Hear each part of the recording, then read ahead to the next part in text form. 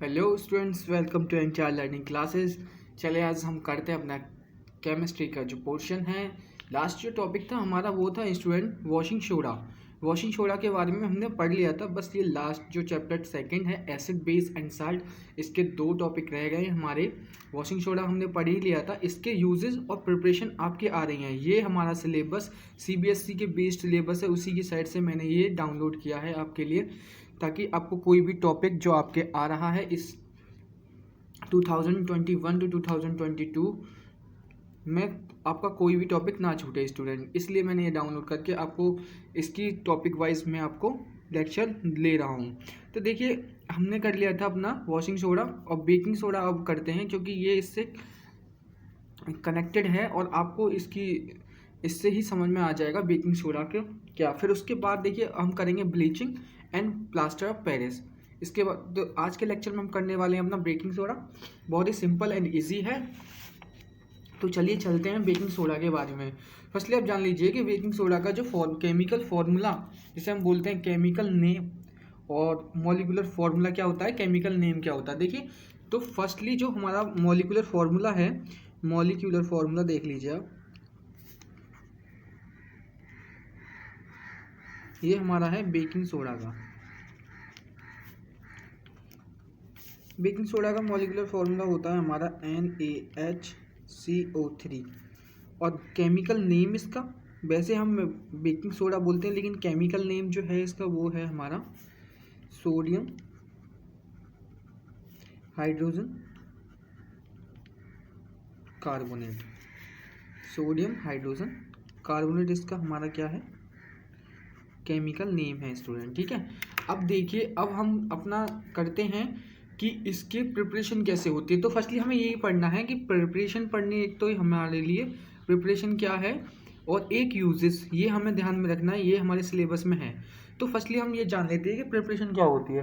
तो इसकी प्रिपरेशन, जब देखिए हमारे पास जब एक कोल्ड एंड कंसनट्रेटेड सॉल्यूशन होता है NaCl का, वो रिएक्ट करता है किससे, अमोनिया से एंड कार्बन डाइऑक्साइड से, तो फॉर्म करता है हमारा NaHCO3। तो देखिए आप यहाँ पे देख लेते हैं, ए cold and concentrated solution of NaCl बोल सकते हैं, या सोडियम क्लोराइड लिख सकते हैं, रिएक्ट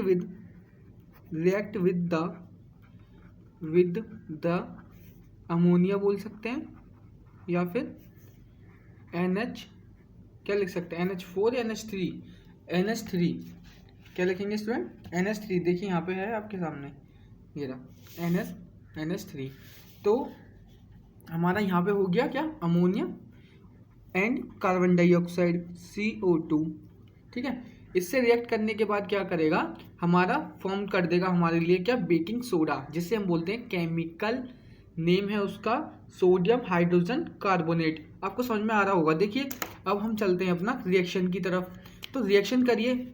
मैं आपको बता दूं कि जो लास्ट लेक्चर आपने लिया था वॉशिंग सोडा का, उसके अंदर भी जो फर्स्ट स्टेप था वो यही था। तो आपको ज़्यादा मेहनत करने की कोई ज़रूरत नहीं है। उसका फर्स्ट स्टेप अगर आपको आता है तो वही इसके फर्स्ट स्टेप में आपका बेकिंग सोडा प्रूव हो जाएगा कि बेकिंग सोडा प्रिपरेशन उसकी बन जाएगी। तो NaCl हमारे पास हो गया, अमोनिया हो गया NH3, प्लस हमारे पास क्या हो गया, हमारे पास हो गया CO2। जब कोल्ड है तो वाटर हो गया हमारे पास, ये हमने रिएक्ट कराया तो हमारे पास मिला NaHCO3 हमारे पास मिल गया, प्लस अमोनियम क्लोराइड मिल गया NH4Cl। ठीक है, ये हमारे पास क्या हो गया, अमोनियम क्लोराइड। अब देखिए हुआ क्या कि ये तो हमारा हो गया बेकिंग सोडा, ये जो हमारा फॉर्म्ड होकर आया ये हमारा बेकिंग सोडा हो गया, ये हमारा अमोनियम क्लोराइड इसके साथ साथ आया।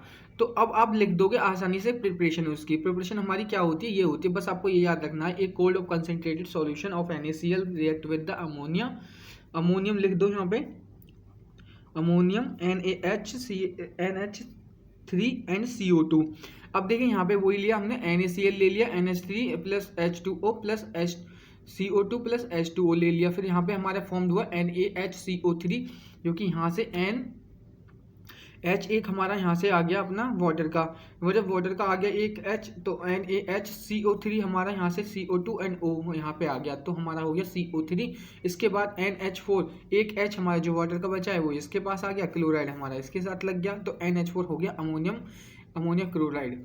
अमोनियम क्लोराइड होने के बाद क्या हो गया, अब देखिए क्या हुआ कि इसके यूजेस हमको पता होनी चाहिए। तो फर्स्टली इसका जो यूज़ होता है, यूज़ हमारा किस किस में होता है, हमारा यूज़ होता है, इसको एंटा एसिड बोलते हैं। एंटा एसिड क्यों बोलते हैं, देखिए एंटा का मतलब क्या होता है आप समझ सकते हैं, एंटा एसिड, अगर एंटा किसी के सामने एंटा लग जाए, एंटा एसिड, जैसे कि एंटा एसिड है ये, मान लीजिए एंटा एसिड लग गया, तो किसी भी वर्ड के आगे एंटा लग जाए तो उसका अपोजिट होता है, उसका मतलब होता है अपोजिट, या फिर उसको रोकना या रजिस्ट करना उस चीज़ को जिसके आगे लगा हुआ है। तो एसिड को रिमूव करता है किससे, HCl से। जैसे कि इनो वगैरह हम लेते हैं, पेशेंट कोई भी अगर गैस से पीड़ित है तो वो क्या लेता है, इनो वगैरह लेता है, तो वही जो इनो बनता है हमारा बेकिंग सोडा की हेल्प से बन जाता है, उसको हम बेकिंग सोडा उस केस में कह सकते हैं क्योंकि वो एंटा एसिड का वर्क करता है, ठीक है।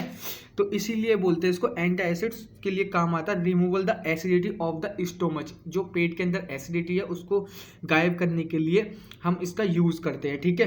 तो फर्स्ट यूज़ तो ये हो गया कि ये एक एंटा एसिड है और रिमूव द एसिडिटी करता है, ठीक है। अब सेकंड यूज़ हो गया हमारे पास, जो हमारे केक वगैरह बनते हैं और ब्रेड केक ये सब बनने का, और जो बेकिंग पाउडर बनता है वो उसके अंदर भी इसका यूज़ किया जाता है, ठीक है। सेकंड ये हो गया।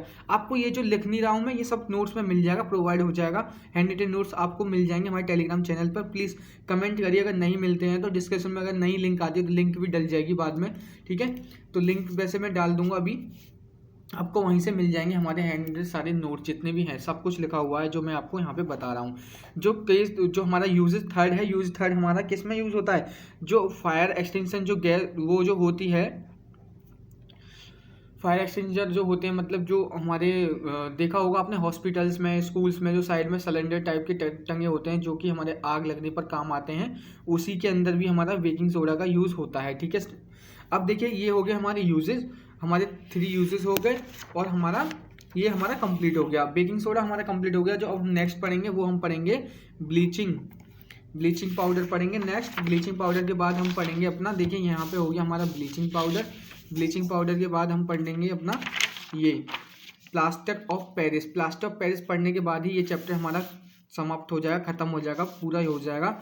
इस चैप्टर के रिगार्डिंग जितने भी क्वेश्चंस बनते हैं आपको शॉर्ट्स में मिलते रहते हैं, तो प्लीज़ जाके सब्सक्राइब कर लीजिए ताकि शॉर्ट्स आपको प्रॉपर मिल सके।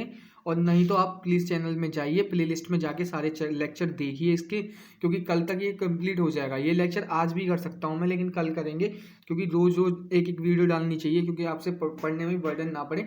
तो कल तक ये चैप्टर भी कंप्लीट हो जाएगा, तो प्लीज़ जाइए, जाके प्लेलिस्ट में देखिए 1 बाय 1 चैप्टर लेक्चर के नाम पड़े हुए हैं, 1 2 3 ऐसे करके देखना है आपको, ताकि आपको अच्छे से समझ में आए स्टूडेंट, ठीक है। अब हम ओके स्टूडेंट, बस इतना ही था। अब मिलते हैं अपने नेक्स्ट लेक्चर में। ओके, जय हिंद।